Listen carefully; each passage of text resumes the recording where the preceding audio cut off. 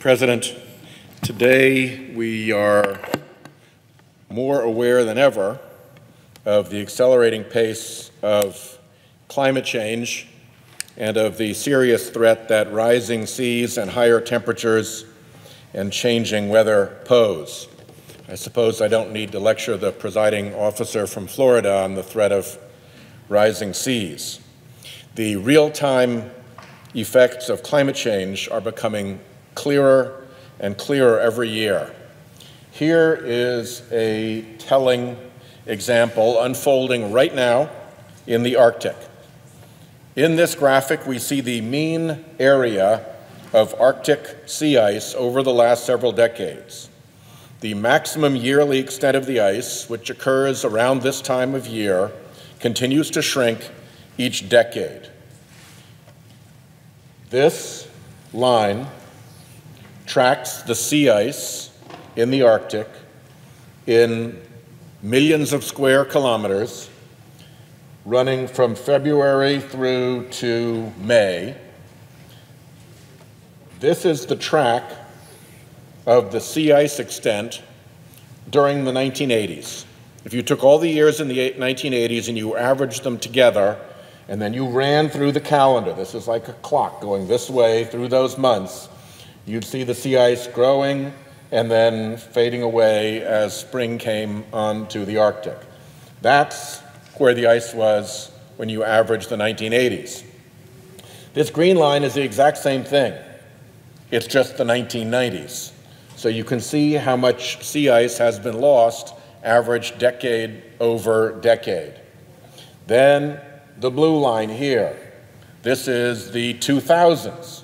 And once again, you see another loss of sea ice, a considerable loss from the levels back as recently as the 1980s.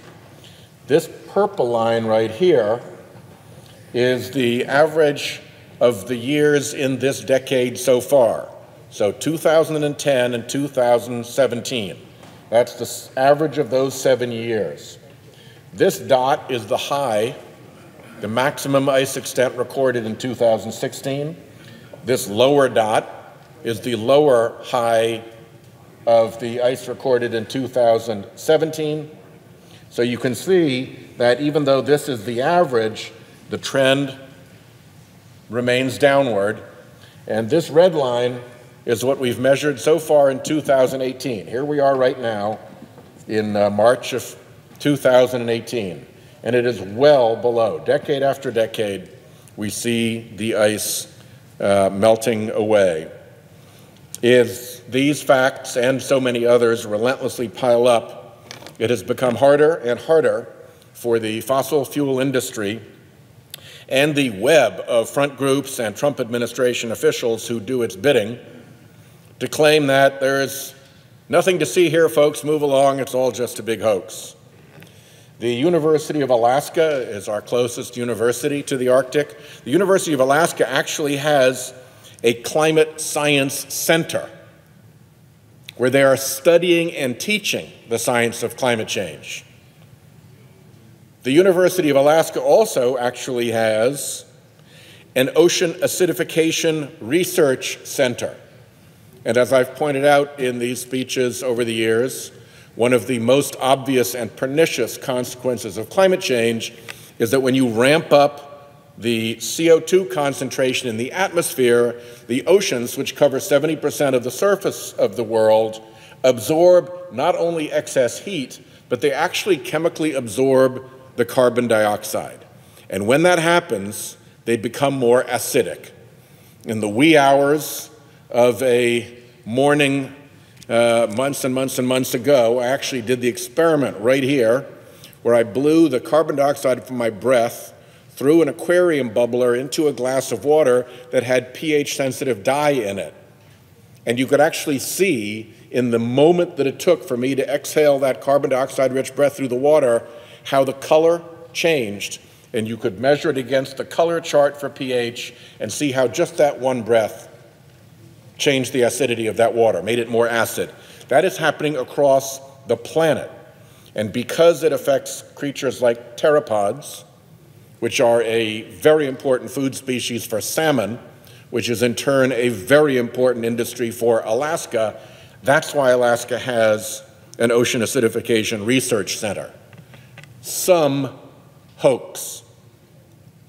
For this, my 201st Time to Wake Up speech, I want to get into some of the reasons why I remain optimistic, even in the face of relentless attacks on the environment, both from the fossil fuel industry and from the Trump administration. There are success stories, including bipartisan wins in Congress and major advances outside of Congress. We are still making progress on climate and energy policy, even under political siege by the fossil fuel industry. First, there's the explosion in renewable energy. In 2017, renewables provided nearly 20% of electricity generation in the United States. Wind and solar energy costs fell, and utilities across the country, even in red states, invested heavily. The renewable energy industry in America hit 3.3 million jobs, more than all fossil fuel jobs combined. The private sector is leading renewables purchases. One example, AT&T. AT&T recently signed on to the World Wildlife Fund's Corporate Renewable Energy Buyers Principles, criteria to help energy producers meet the needs of large customers like AT&T. As part of that commitment with World Wildlife Fund, AT&T has signed 2 agreements with NextEra Energy for wind power. 220 megawatts from an Oklahoma wind farm and 300 megawatts from a Texas wind farm. It's one of the largest corporate renewable energy purchases in history. And I congratulate my Texas and Oklahoma colleagues for these new home state renewable energy jobs. And I congratulate AT&T for its foresight and leadership. Another business breakthrough came when the massive asset manager, BlackRock, helped break Exxon's and Occidental Petroleum's resistance and forced through shareholder resolutions requiring those oil producers to report their climate risk to their shareholders, to their investors. I, for one, don't think those shareholders are yet getting the full story. The multinational insurance firm, AXA, announced that it would divest from its tar sands holdings and that it would stop providing insurance for pipelines that transport tar sands oil. Credit rating agency Moody's announced that it will consider climate risk in rating coastal communities' municipal bonds. So our coastal municipalities in Rhode Island, the presiding officer's coastal communities in Florida, coastal communities across the country are now going to have to take into account the climate risk, what infrastructure and what hazards they face from sea level rise, increased storm activity, all the things we associate with climate change. And it's going to be part of how the rating agencies value their municipal bonds. That is going to change behavior, and it doesn't matter whether you're a red state or a blue state. The companies like Microsoft and Unilever have baked into their own internal accounting their own internal carbon prices to help them reduce the carbon intensity of their operations. And of course, virtually every Republican who has thought the climate change problem through to a solution has come to a price on carbon as being the market-based solution to that problem.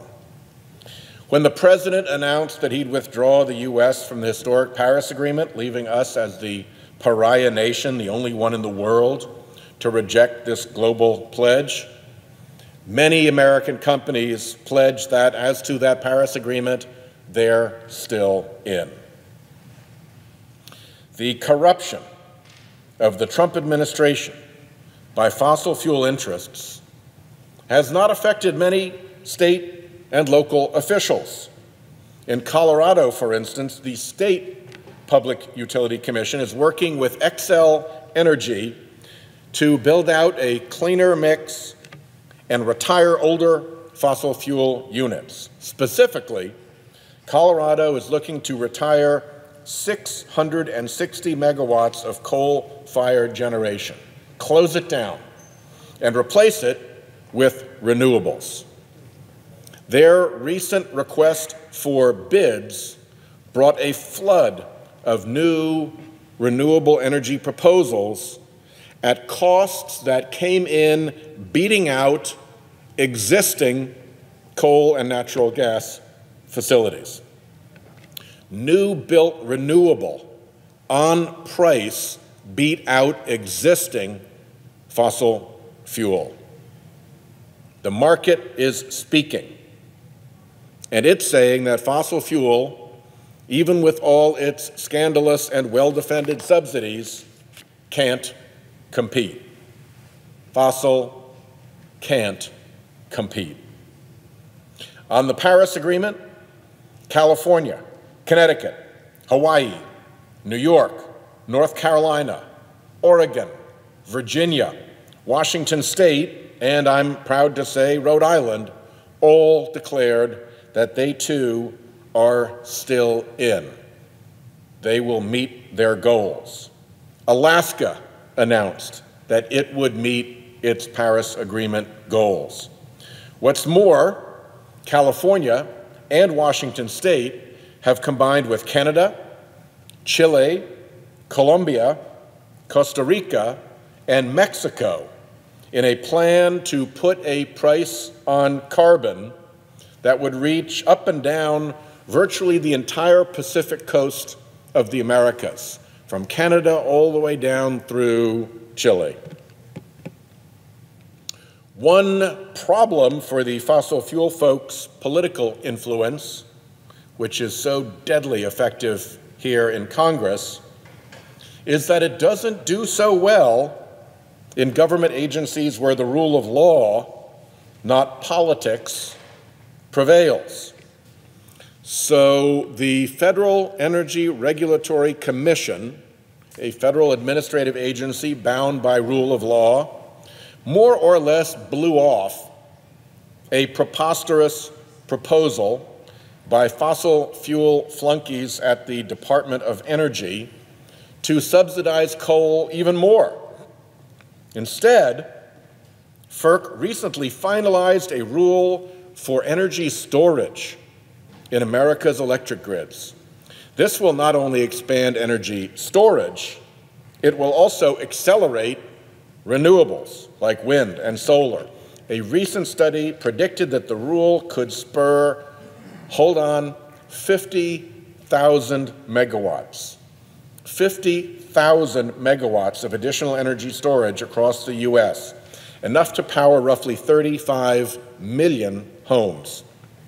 And this estimate could turn out to be conservative if renewables prices keep heading on their current trajectories.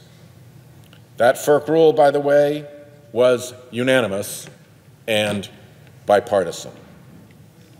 FERC oversees the system operators like ISO New England, who are steadily improving the role of renewables in regional markets, removing the obstacles that had kept renewables from competing fairly in capacity auctions and dispatch decisions. With wind power such a large part of Iowa's energy mix, for example, its Midwestern ISO figured out the algorithms to treat wind as reliable baseload power. FERC's storage rule will give these system operators a new avenue for further progress on clean, renewable energy. Believe it or not, even Congress has acted. Just last month, Congress passed a bipartisan budget agreement that included legislation I co-sponsored with Senators Heitkamp, Capito, and Barrasso to spur investment and innovation in next-generation carbon capture, utilization, and storage technologies. Our bill attracted what I would call an unlikely coalition of energy, industrial, agricultural, and technology companies, as well as environment and labor groups. This bill puts a positive price on carbon reduction through a tax credit for projects that capture and utilize or store carbon dioxide emissions. Without that price signal, there was little incentive to innovate how to turn carbon pollution from power plants and industrial facilities into something safe or even useful. The bill even incents technologies to pull carbon pollution directly from the atmosphere. The key is that Congress, for the first time, put a dollar value on reducing carbon pollution.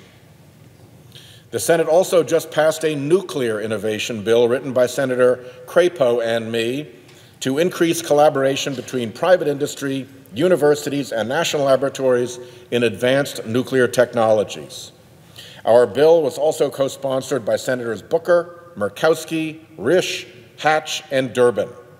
It would put private innovators together with our national labs, with the Nuclear Regulatory Commission, and with the Energy Department, all working together on safe, new nuclear technologies.